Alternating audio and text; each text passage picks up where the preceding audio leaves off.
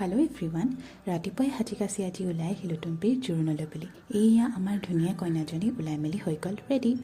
কইনাৰ পিছে পিছে দেখিছেনে আমি কেইজনী একেবাৰে ফেভিকল আঠাৰ দৰে লাগিয়ে থাকোঁ। ব্ৰাইডছ মেইডছে দৰা ঘৰৰ মানুহ আহি পালেহি, শৰাই লৈ আহিছে কইনাক খুজিবলৈ বুলি।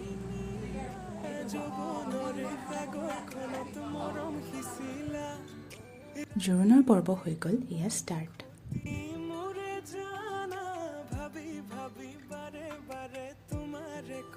চমু আৰু টুম্পিয়ে শেষত ল'লে এটা সেৱা আৰু ভালে কুশলে আজিৰ জোৰোণৰ পৰ্বৰ ঘটিল সমাপ্তি।